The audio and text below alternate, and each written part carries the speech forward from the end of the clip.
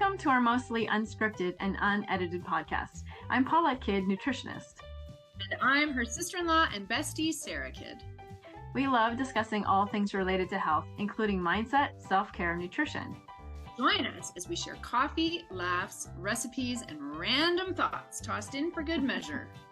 You'll leave each conversation feeling motivated and with actionable strategies that you can use right away to improve your health and help you stop feeling fat, foggy, and fatigued.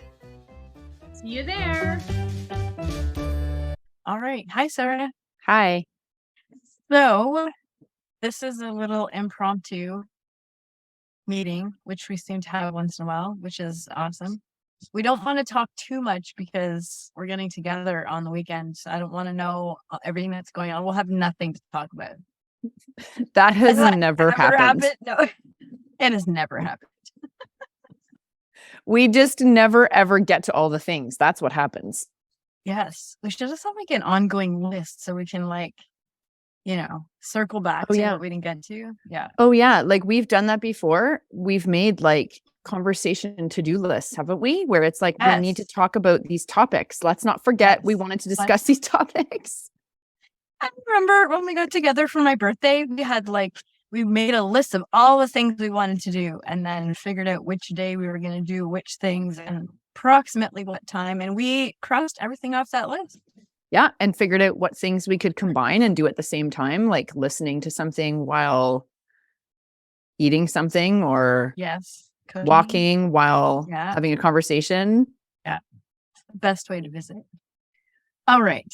Yeah. So we're going to talk a little bit about a question that I received from a client about some non-meat protein sources. So in her question, she said vegetarian or plant-based protein options, and then also said non-meat. So I'm going to give some suggestions that are non-meat, but they're not vegetarian, if that makes sense.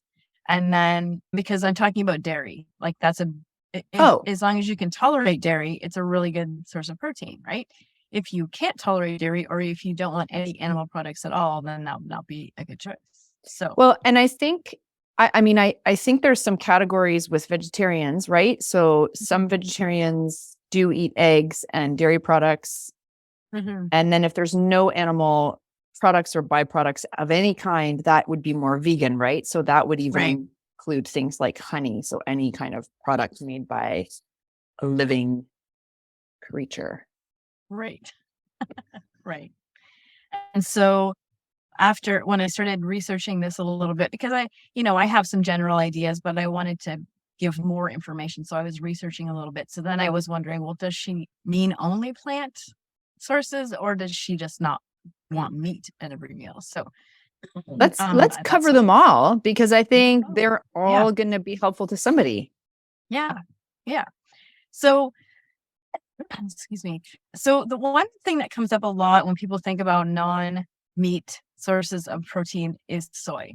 So soy is kind of controversial and it kind of depends on the person. So I just have a couple recommendations about that.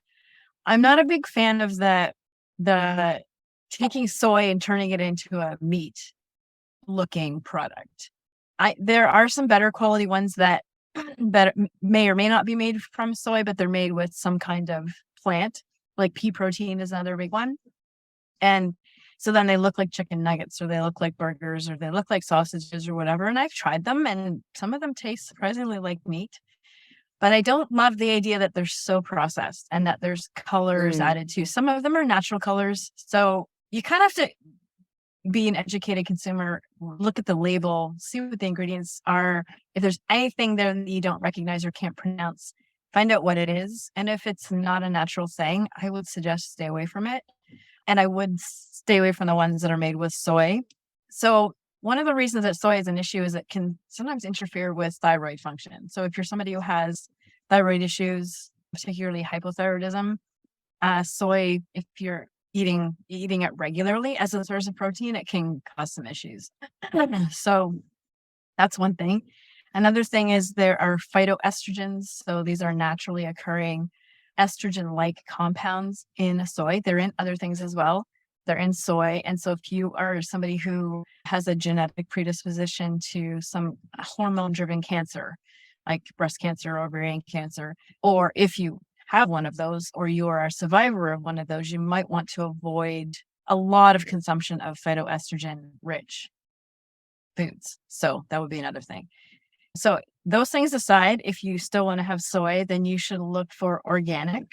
Otherwise, it's very likely to be genetically modified. And there's just not a lot of good quality information about whether genetically modified is safe. But also for me, the big thing with genetically modified foods is that because of the way they're grown, they're sprayed heavily with pesticides. And so the genetically modified seed, it tolerates that. And so that's why farmers can spray like a lot of pesticide on it. Glyphosate is one of the major ones. But what that means is that we get a lot of glyphosate residue. So a lot of pesticide residue found more in those genetically modified foods than like any other kind of food. Does that make sense? Yeah. Yeah. I'm surprised and horrified. Yeah. Now, there are other people who will say this is not true. So I am erring on the side of caution because I don't know other than what I've read. But I have read from some very respected experts that glyphosate is linked to Alzheimer's disease. And I've seen how awful Alzheimer's disease is for somebody who has it and also their family members and caregivers and loved ones. And I would like to reduce my risk of that and my family's risk in any way I can. So for me, that means avoiding genetically modified. I'm getting genetically modified food every day, I'm sure, because it's in so many different things. But if I can make a deliberate choice to avoid it, that's what I'm going to do. Okay, that makes sense. So if you are buying organic foods, they will not be genetically modified. That's one of the things that goes against the organic philosophy. And then fermented. So fermented soy is easier for your body to assimilate and digest. So you get better use of the protein that's in there. So an example of a fermented soy would be tempeh or miso. So tempeh is very similar to tofu, except that the beans they're not pureed and then put into a block.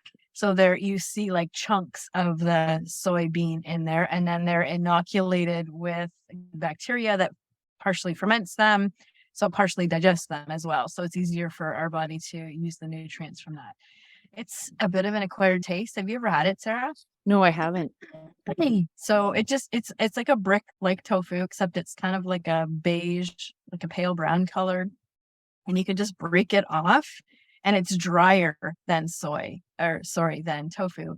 So I don't mind it, but it took a little bit of getting used to when I had it. And you'll see a lot of recipes. The very first time I tried it, it was supposed to be a substitute for corned beef in a Reuben sandwich. It tastes nothing like corned beef. So I was very disappointed. Anyways, so now if I have it, I just like crumble it on top of my salad and have it with a delicious like sesame oil dressing, and it's delicious. But you kind of have to know how to eat it, I guess. I did not eat it correctly the first time. Yeah. Yeah. And then miso is like a fermented soybean paste, which you can make into salad dressing or into a soup, or you can use it as a marinade. And so that's how I would recommend that people eat soy if that's what they're doing. That's great. Yeah. So then another good source of protein that is not meat is our favorite lupini beans. So they are very high in protein. So a half cup serving. Now I'm looking at the nutrition label on Unico beans, which are in a can in your grocery store. And a half cup serving has 22 grams of protein. So that's pretty comparable to a serving of animal meat. So that's pretty good. And it's very low in carbs. And yes, I guess I didn't mention this. We're always talking about lower carb ways of eating. So it kind of goes without saying, if I'm talking about non-meat sources of protein, I'm trying to incorporate as many low carb options as possible. So there are some higher, not super high, but higher ones, which I'll talk about in a minute. But the lupini beans would be considered low carb because there's so much fiber in there. So for a half cup serving, there's 14 grams of carbohydrates, but 13 grams of that is fiber. So your body's not going to, use that carbohydrate the same way. So it essentially has 1 gram of net carbs, which is super low for a bean. So that would be another good source. And how do you use those? I like them best roasted in the oven so that they're crispy. I've tried putting them in soups and stews. They're a little bit, they don't soften like other beans do in quite the same way. So I don't love that texture, but I'm sure other people do. How do you like the lupini beans, Sarah? It's not my favorite texture. I do like them in chili. I think I need to try drying them or roasting them again, because I think I tried that and I'm not sure that it was super successful, but I may have made a few key mistakes or missed a step or something. So I should try that again. But yeah, I typically keep them on hand mostly for if I want to make low carb chili, because that's the kind of one of the main places I'll miss beans. Yeah. Did you try making the crispy lupini beans in your air fryer, or did you do it in the oven? Oh, sorry. Can you say that again? Because you were frozen. Oh, did you make the crispy lupini beans in your air fryer or the oven? I don't think I've tried them in the air fryer. Okay. I do prefer them in the air fryer. They get a little crispier in there. Okay, And you I'm can gonna try really, if that. you use your basket one, you can like easily just shake them around to get a good coverage for roasting. Okay, so those are the tips about that. So other good sources of protein would be things like nuts and seeds. So there are some lower carb options. So like Brazil nuts, pecans, pumpkin seeds, macadamia nuts. Those are the kind of the lowest ones. Walnuts and peanuts are a little bit higher, but really not that much, like sort of around 7 grams of net carbs per serving. So it depends on, what your overall day looks like. It depends on what you're eating those foods with.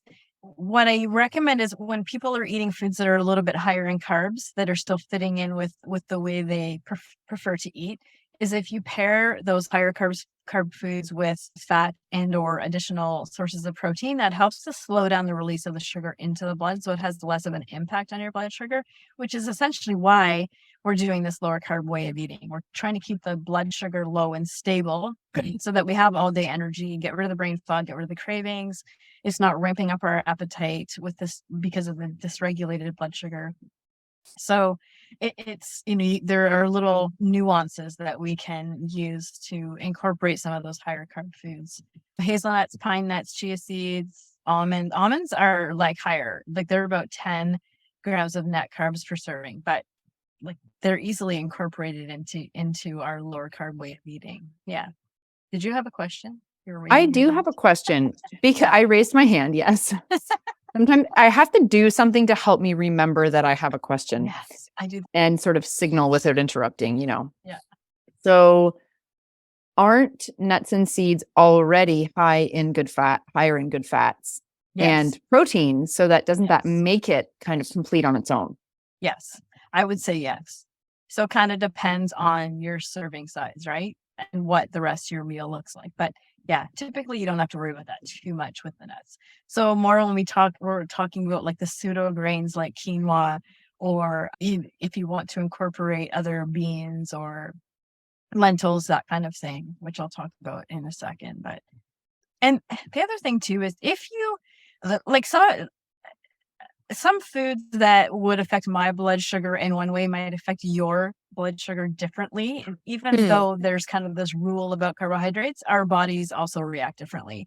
If you ever have the chance to use like a glucose monitor, or particularly one of those continuous glucose monitors that you wear on your arm, it can be really insightful and give you a lot of ideas. Because some people, like caffeine, actually triggers a blood sugar response and triggers the release of insulin, whereas that's not the case for everybody.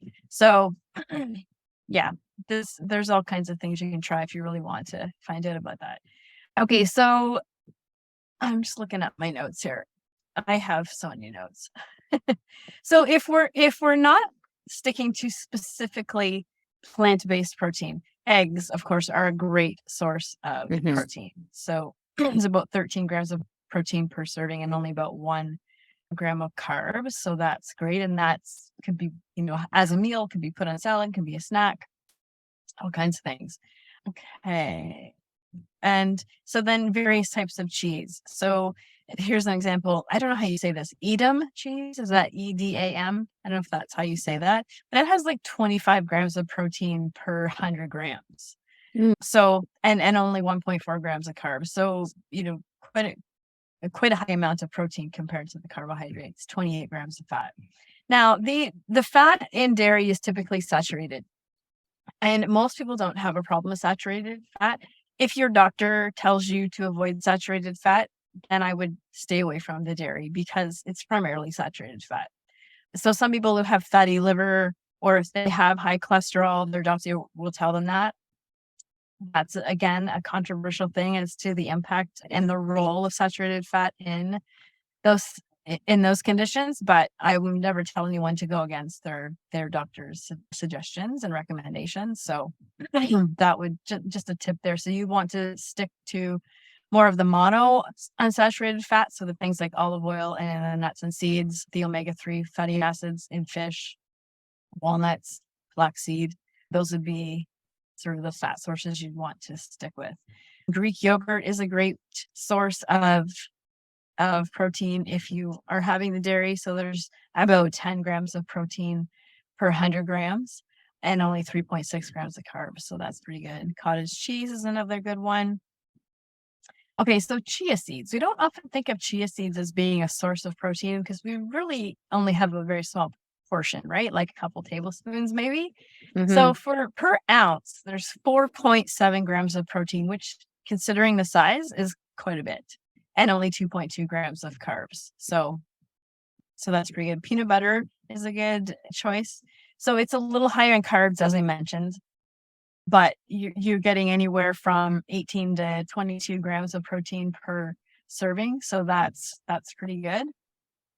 Okay, so just looking here. And of course, you can have nut butters made with those things. That's another thing that you can do, right? So and you can make your own. You can make your own, which is great. Okay, so let's talk about vegetables. So most vegetables have some amount of protein in them, but very low compared to like animal sources of protein. But just to kind of give you some ideas here. So 1 cup of kale has, no, where did I write that down? So actually, let's go with 100 grams of kale. That's 3 grams of protein. So for a plant, that's pretty good, and only 1.2 grams of carbs. So other good sources would be spinach. So for 1 cup of spinach, and it didn't say whether it was raw or cooked, but I'm assuming that it's raw. So 1 cup of spinach is a pretty small portion. Like if you put that on a plate, that's not a whole lot of spinach. So you could probably have 2. So you're going to get anywhere from 1.8 to 2 grams of protein. So all these little bits add up, right? Avocado. So a whole avocado is 2.7. Mushrooms, 1 cup, 3 grams. Broccoli, 3.7 grams per cup. That's pretty good. Brussels sprouts, 4 grams per cup. Peas, 8.2 grams. Now, they're higher in carbs, but you could have and maybe have half a serving. So half a cup would be half of that amount. So about 4 grams of protein and about, what would that be? About just under 9 grams of carbs. So that's not too bad. So Is that 9? Is that 9 net grams or total grams of carbs? Net. Okay. Net. Okay. And of course, black beans, chickpeas, lentils, they all have quite a bit of protein in them for looking at like a cup serving. And they're anywhere from 26 to 32 grams of carbs. Now, a cup of black beans, that's a fair bit. You could easily add like a 1/4 cup, 1/3 cup to a salad, and it'd be very satisfying. And then you're still getting some protein in there, and throw in some other vegetables that are higher in protein. And so you can do that, add a little bit of cubed cheese or something like that to your salad, and you have a fairly high protein option. So even some fruits, so things like dried apricots have like 4 grams of protein, but there's 70 grams of carbs in there. So depends on what your goal is and what your carb goal is for the day. Mm-hmm. So just to give you some ideas, I hope that that answers Natalie's question about that. And I put all of this information into a document which I'll send to you guys so that you have it. So the big thing is if you're having some of those higher carb options is to pay attention to the serving size and maybe consider a smaller serving size if you want to include those foods in there. And then making sure that you have some fat in there as well. So did you have anything to add to that, Sarah, or any questions or anything? Yeah. So, I mean, it's possible that some vegetarians also will eat a bit of fish. I mean, Yes. I think there are a wide spectrum of Mhm, eaters to varying degrees of vegetarianism. And mhm. I've been thinking a lot about this myself because I've been thinking about, would it be a good idea to reduce my meat intake in Yeah. terms of just kind of grocery bill, but also more importantly, just the environment and things like Mhm. that, just thinking about a lot of those bigger picture things. And so, yeah, I was toying around with these different ideas. What could be some ways that I could maybe keep eating low carb without making a lot of changes to my habits, but maybe just reduce or even eliminate some of the meats that I'm and maybe more so reduce as opposed to eliminate. I don't want to take drastic steps all at once, Yeah. but yeah, so I was thinking about, well, maybe if you're someone who's willing to or enjoys fish, that's a good option because there's tuna, there's salmon, and then there's all kinds of other things Mhm. fish wise. And I really wondered about, like, I mean, I can just look at the nutrient content and figure these things out myself, but I wanted to just get your take on some of these foods like lentils, which are Mhm. so cost effective and Mhm. have so, or like, for example, chickpeas, they have so many nutrients that are good for us. And I'm sure that we can get those nutrients in other places too. Mhm. But specifically, I was wondering about chickpeas, quinoa, and lentils. Mhm. So, yeah, I had a couple notes about that. So, lentils are quite high in protein, also high in carbs. But I think you could easily have like a third of a cup, half a cup Hmm. with something. Like it would be great in a soup because then you're not eating like a concentrated amount, right? Hmm. I love lentils. Me too. Yeah, I know you do too. So I think you can that would be a good choice in there. Yeah. Um, I like the point that you make about the portion sizes too, because the thing is, if we're careful about the kinds of recipes that we want to use and the meals we want to make, mhm, like you said, remember, if it's mixed in with a bunch of other things and it's part mhm, of a soup or part of a salad or part of a casserole, potentially mhm. you're only eating, like you said, a third or a quarter of a portion at a time. Yeah. Yeah.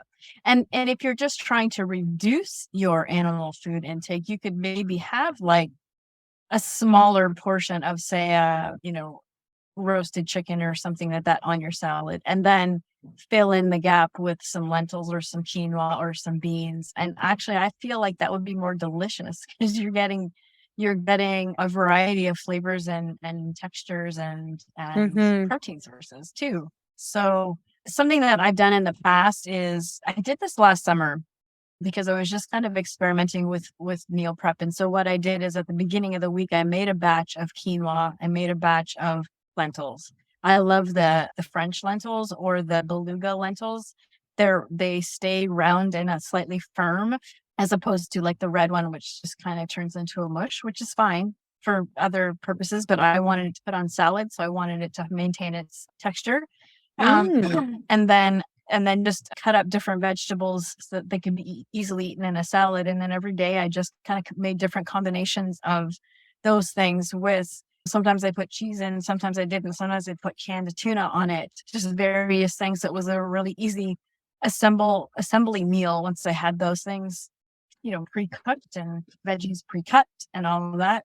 And then Hmm. dressing, like I love the flavored olive oils and vinegars that you can get either at a specialty store. Some grocery stores will have a little variety as well, but those are so delicious. And so you don't even have to make a salad dressing. You drizzle the olive oil, you drizzle the vinegar, and that's it.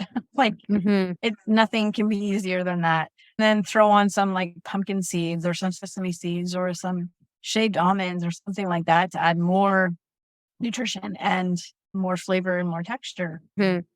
So, did I answer your question? Well, you So, did. yeah. You answered my lentils part. And then I Yeah. just wondered about, well, chickpeas, and I guess probably a similar answer in terms of the chickpeas, right? Like there's lots of great Yeah. things. They're a little bit lower in carbs than some other bean options. Same idea, right? Just reduce the amount. And they are a nice firm bean that are good in a salad as well. The last thing was quinoa. I'm just curious about quinoa because I've heard that it's really high in protein. Yes, and it's one of the few plant foods that's a complete protein. Right. Right. So meaning that it has all of the essential amino acids that are typically only found in animal foods. So most plant foods are deficient or very low in at least one of the essential amino acids. We can only get those from food. The other amino acids our body can make them. It can if we have proper nutrition, it can actually make those amino acids. That's why they're not essential. So it's not a big deal if you had a meal that didn't have all of the essential amino acids in it. But if you are somebody who is doing that on a regular basis and not getting any full protein or any full, I'm stumbling over the words, any good quality protein like from with all of those essential amino acids, then you're likely going to show signs of deficiency over time. So, but most people don't need to worry about that too much. So right. And I knew there was something special about quinoa and protein, and you answered that for me, that it's a complete protein. Yeah. Okay. And would you recommend having, if one wants to or needs to incorporate more of those things into their low carb diet, would that be more beneficial later on in the day, like dinner time? Yeah, I would try to avoid those foods in the morning, essentially. Like this is just a random guess at like 11 a.m. Depends what time you get up in the morning, really. Right. But yeah, so I would tend to avoid it. But again, everybody's gonna be a little different. And what I'm finding and after doing like working with women over the last 4 or 5 years is that most women seem to do better with a little bit more carbohydrate than a man would. It seems to help with the thyroid. So it's good to kind of play around with that carb intake, and those would be really good choices to make as opposed to like say adding in something very processed like bread or pasta. Right. Even if they're whole grain, they're still very processed, right? So these would be really good whole food sources of carbohydrates to try out. So that's great. That's exciting for me. Yeah, me too. I'm getting hungry while we're talking about this. I'm imagining like a delicious salad with all of these things. Yeah, me too. So I made something this week that I really enjoyed. And in fact, I made it twice because I enjoyed it so much. So I wanted to share this with you guys.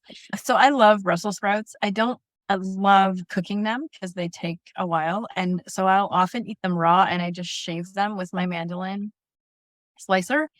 And so I had some pancetta in my freezer. So just every once in a while I will buy it's just for anybody who doesn't know what it is. It's like an Italian bacon sort of thing. And you buy it in like a block. And so I just cut it into little cubes and it was in my freezer. And I pulled it out, threw it in a frying pan just to crisp it up a little bit. And I put it on top of the shaved Brussels sprouts. And I drizzled the oil that came out or the grease that came out of the bacon when I cooked it and just drizzle it on top. Put a little bit of white balsamic vinegar and a little bit of mayo and just kind of mix that together to make a dressing. I think I put a little bit of sriracha in there too. And then I topped it with some diced tomatoes and what else did I put on there? Some crispy onions, like you got me hooked on those PC crispy onions. I just love them so much. And then I had some hard-boiled eggs in the fridge, so I just cut one up and put that on there. It was so delicious. I have to show you guys a picture. But anyways, it was Yes. like Sounds great. super fast meal. Okay, so the other thing we were going to talk about is we're just kind of give one insight or something that resonated with each of us from the Atomic Habits book, because we've both been reading that and find it really helpful in terms of like sort of changing the perspective on how to create healthy habits, and maybe why sometimes it's difficult to stick to a new habit and why we fall off of our healthy eating plan or healthy eating regime, whatever you want to call it. So did you have something in mind that you wanted to mention? Oof. Well, I'm not finished it. I'm on I'm just about to begin chapter 12 because I can't stop reading it. Overall, what I'm finding super helpful about this book is that it's confirming a lot of things that I've discovered on my own through the process of changing the way that I approach food and eating.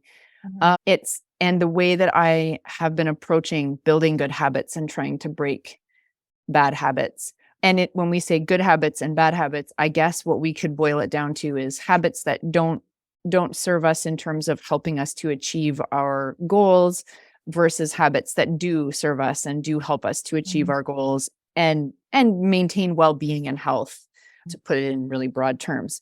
But it's like a combination of things that don't surprise me with things that do surprise me in terms of information. It's like, oh yeah, I knew that, but now I know this in a whole different way and I understand it better than I did. I love that. I knew this, but now I know it in a whole different way.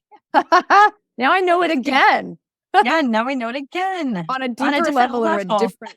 Yeah.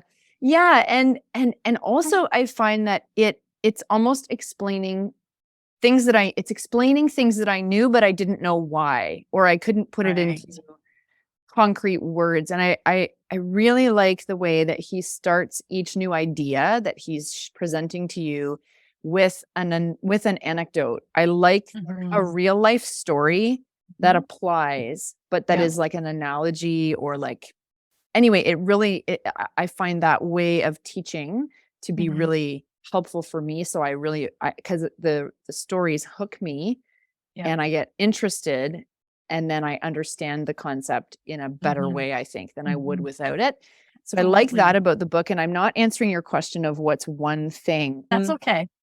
I just wanted to give like kind of an overview, because we are going to go more in depth in our book club that we're doing. Yeah. I mean, I feel like, is this another podcast series? Because I know that you and I love using books and resources that help support our learning, and as we're sharing and helping others learn. But I guess if I okay, so now I'm going to get to an actual point. I think my favorite thing about this book so far is how he has broken down how to create a good habit into 4 laws. He calls them laws. And the cue, the craving, like, so the laws are that a habit is a cue, a craving, a response, a reward. And I mean, you have to read the book to kind of like, I'm not going to go into the in depth, but that we can invert those laws to break a bad habit. And so he's kind of meeting both of my needs at the same time, because or our needs, because I think they're all of our needs, is how to stop doing the things we don't like doing and don't want to keep doing. Right. We do like them, but we don't like them for the right reasons. They're not helping. And sometimes they are connected, right? Like we want to stop eating junk food and we want to start eating whatever, Brussels sprouts, whatever it is, right? Yeah.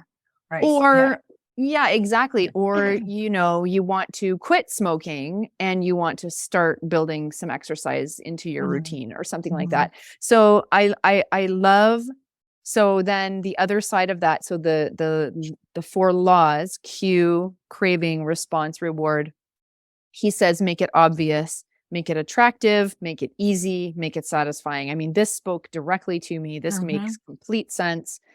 And then when we invert that for breaking a bad habit, make it invisible, make it unattractive, make it difficult, make it unsatisfying. I mean, I think I've done some work already in terms of doing that mentally, but to have him structure it that way present it Mhm. this way, and then to Mhm. work through each thing one at a time with lots of actionable strategies. Mhm. I can't I can't stop reading it because it's so helpful. I know. I found the same thing, but they read it. And Yeah. it's one of those books you'll probably have to read more than once. Yes. I mean, I will need to read. Yeah. Well, and I really So appreciate that it has a workbook that you can download from his website, and it had Mhm. like templates, some different Yeah. templates that you can do some of the work, because I think, yeah, it's not just you're going to need to read it. You're going to need to read it more than once. Then you're going to Mhm. need to go through it and actually do Mhm. things Mhm. in your life one at a time. Yeah. Yeah. So I found so many things helpful, but just the couple things that had a real impact right from the beginning is just the explanation about why these little micro habits, these atomic habits, are so impactful. And it's that whole compounding effect. And so I love the way, so like if each day you're like 1% better or Yes. 1%, making progress by 1%, that just compounds, because on day 2, when you're 1% better, you're 1% better of your already 1% better. It just keeps going up, right? Yes. And likewise, if you kind of, if with a negative thing or a thing that you want to stop doing, like that's also a compounding effect. So I find that, like, to me, that's very motivating to think about these little habits that you do day after day, that even though they're small and you may not notice an improvement in day 1, day 2, day 10, whatever, that it's okay. Like it's working. Like, you just keep doing it. Just keep going, keep going. Hmm. And I like how I just gonna read this one quote about time. Time magnifies the margin between success and failure. It will multiply whatever you feed it. Good habits make time your ally. Bad habits make time your enemy. That just really resonated with me when I listened to the book first and then read it. So I went back and highlighted it. So yeah, so I like that. Good habits make time your ally. Bad habits make time your enemy. Yes. So yeah, and just yeah, I don't know what I was gonna say. Go ahead. Sorry. If you It's think of it, okay. jump in. I'm holding up Okay. 2 fingers because I thought of 2 things from the book that were my favorite, and I didn't want to forget them, and I forgot one of Okay. them, but I'm still holding Okay. up 2 fingers. Mm, Yes, another thing that I loved about this book was that he talked about how you don't need to be perfect. Like we've talked about in our Yeah. podcast before, expect to not always be on the trajectory towards improvement, right? Mhm. Expect it not to Mhm. go in a straight line. It's going to be bumpy and there's going to be some Mhm. ups and downs along the way. Mhm. And he says in one part, and now I wish I had referenced it, but I didn't. He says, when you're voting, you don't need a unanimous vote where everybody votes for the thing. You just need majority. So he's like, feed your good habits the majority of the time. Right. You don't have to be perfect. There's going to be some bad habits that kind of like sneak in there here and there, or maybe Yeah. not bad habits, but like deviations from the good Mhm. habits.